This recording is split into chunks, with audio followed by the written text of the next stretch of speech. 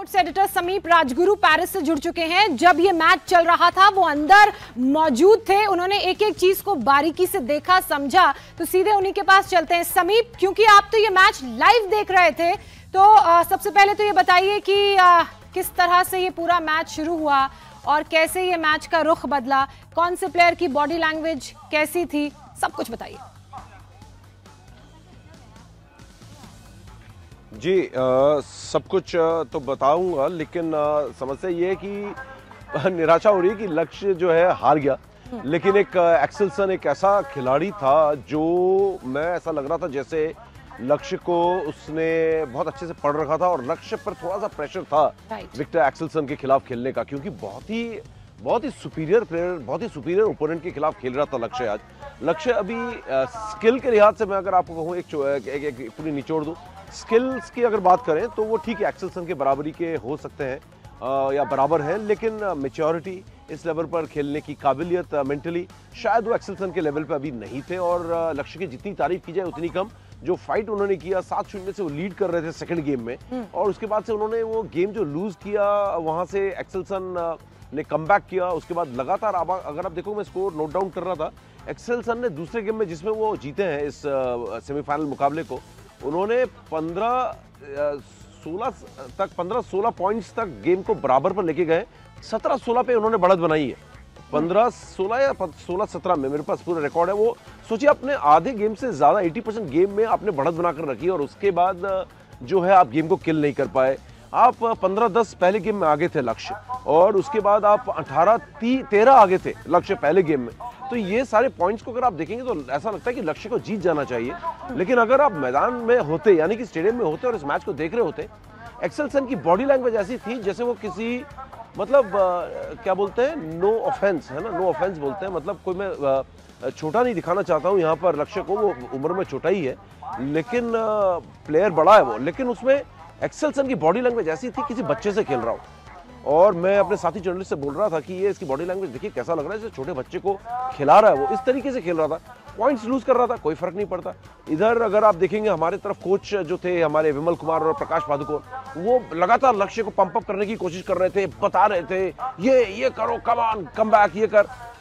लेकिन अगर एक्सेल्सन के आप कोचिंग की तरफ जाएंगे, उनके कॉर्नर में जाएंगे, उनके कॉर्नर में कोच बीच बीच से मुस्कुरा भी रहे थे, मतलब ऐसे बोल रहे थे यार खेल ले यार, ठीक से खेल ले, तो उस तरीके की बात है। अंदर पूरा सीरियसनेस था, लेकिन ओवरऑल बहुत काम और कंपोज थे एक्सेल्सन और लक्ष्य सेन के मुकाबले।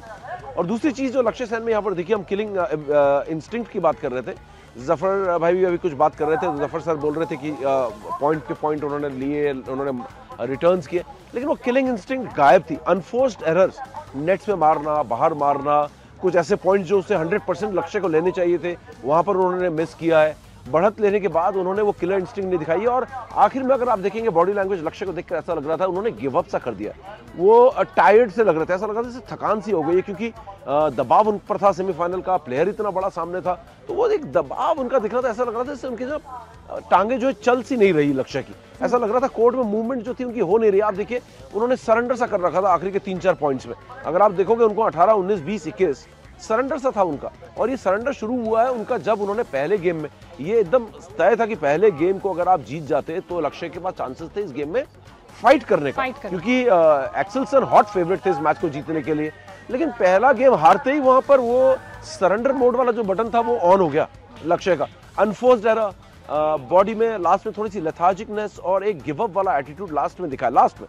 और शुरुआत में बहुत अच्छा दिखे, और जो एक बढ़त मिलने के बाद एक प्लेयर को एक पंप्ड अप होना चाहिए ना, कि अब 7-0 से ऊपर हो गया हूँ, एकदम पंप्ड अप होना चाहिए कि अरे अब इसको लेने नहीं दूंगा पॉइंट्स यहाँ से, अब इसे वापसी नहीं करने दूंगा।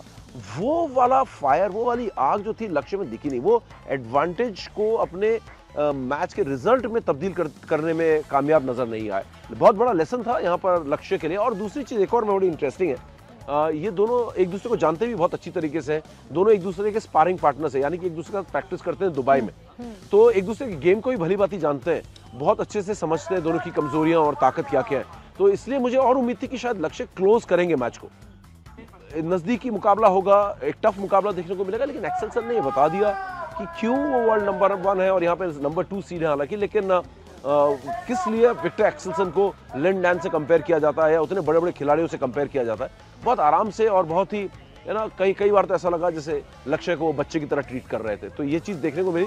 लक्ष्य के पास अभी भी मौका है कि एक ब्रॉन्ज मेडल के लिए वो खेलेंगे अभी, और ब्रॉन्ज लेकिन उनका मुझे लग रहा है कि जिस लेवल पे उन्होंने बैडमिंटन खेली है, ब्रॉन्ज उनसे कोई नहीं ले सकता।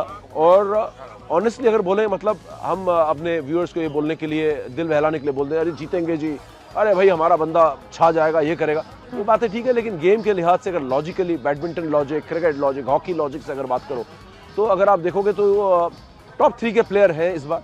लेकिन टॉप के अगर नंबर 1 प्लेयर बैडमिंटन के इस बार हम कहें कि पेरिस ओलंपिक्स में लक्ष्य है, तो वो नहीं थे। हो जाते गोल्ड मेडल ले सकते थे। ये नहीं होता कि बेस्ट टीम या बेस्ट प्लेयर ही हमेशा टूर्नामेंट का चैंपियन बनता है, तो वो बन सकते थे, लेकिन वो बेस्ट प्लेयर नहीं थे। वो डेफिनेटली टॉप 4 के प्लेयर साबित करके गए यहाँ से, और टॉप 4 में वो आ भी गए, और अब उनके पास मौका है कि वो साबित करें कि वो टॉप 3 के हैं। और जितने वो यंग है, 20-21 साल के, वो 28 में मेडल ले सकते हैं। उनके पास 2 ओलंपिक्स अच्छी तरह बाकी है, और बहुत अच्छा एक्सपीरियंस उनको ऑलरेडी हो चुका है यहाँ पर। मतलब समीप, ये हार बहुत कुछ लक्ष्य सेन को सिखाएगी, और लक्ष्य सेन को सीखना भी चाहिए, क्योंकि बहुत युवा खिलाड़ी हैं और अभी तो और ओलंपिक्स उन्होंने खेलने हैं। और जो स्पारिंग पार्टनर की आप बात कर रहे थे, उसी बात का जिक्र मधु मैम ने भी किया, वो भी हमारे साथ मौजूद है। मधु मैम, वही बात समीप भी कह रहे थे, और बहुत अच्छा ऑब्जर्वेशन समीप का था कि विक्टर लक्ष्य को पूरी तरह से पढ़कर आए थे, लेकिन लक्ष्य के गेम को देखकर ऐसा लग रहा था शायद हमने अच्छे से नहीं पढ़ा। नहीं, लेकिन एक चीज है, नहीं, naturally Victor is Victor, that's why he is champion, Olympic champion, even आज उसे शो कर दिया। लेकिन ऐसे हैं, लेकिन फर्स्ट गेम में विक्टर का वो दिखाई नहीं दिया है, ठीक है। ये मतलब रैली लक्ष्य जो है, he was dominating in the first game. Game point में जाके उसने फिर विक्टर जो है बोला ठीक है, गेम पॉइंट में तो आ गया, then he started his game. But second game में again he could not, 7 love, Lakshya was leading. But एक चीज़ मैं समीप को ज़रूर बोलूँगी कि लक्ष्य जो आप कह रहे हो कि उसको he was looking tired, no, he was confused, he didn't know because suddenly विक्टर जो है अपना गेम, जो स्ट्रैटेजी है अटैकिंग गेम, उसको रैली नहीं करने दिया, रैली पे गया नहीं। he just tried his sharper stroke, smash, net dribble। वहाँ पे लक्ष्य got confused and वहाँ पे लक्ष्य फंबल कर गया because of inexperience in that level। I mean Victor की लेवल की एक्सपीरियंस, उसके लेवल वहाँ पे कम नजर आए। समीप, बिल्कुल नहीं, बिल्कुल मधुमिता मैम स्टूडियो में है, और डेफिनेटली ये देखिए अब उन्होंने एक्सप्लेन कर दिया जो हमको लग रहा था, ये व्यूअर्स को भी लग रहा होगा कि ये हिल क्यों नहीं पा रहे हैं, ये थक से क्यों रहे हैं, ये रॉन्ग फुट पे क्यों पकड़े जा रहे हैं, बार बार राइट टर्न कर रहे हैं, शटल लेफ्ट में आ गई है, तो ये सब क्यों हो रहा है। ये मधुमिता मैम इसलिए हमारे साथ हैं आज कि हम सबको समझा सकें, और यही सारी चीज़ें सीखने वाली होती है। और मुझे ज़्यादा उम्मीद आज हॉकी से थी, सबसे ज़्यादा, मैं सही बताऊं, और हॉकी ने आज कमाल किया है, और हॉकी के पास तो ऐसा मौका है कि वो फाइनल तक पहुंचे।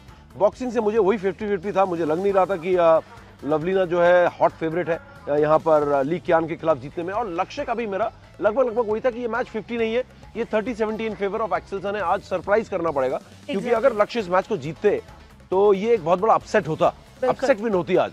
तो ये आज लक्ष्य ने जो गेम खेला है, जिस तरीके से, मैं आपको एक और चीज बता दूं कि डेनमार्क के फैन भी बड़ी तादाद में अंदर थे, और हिंदुस्तान के भी थे।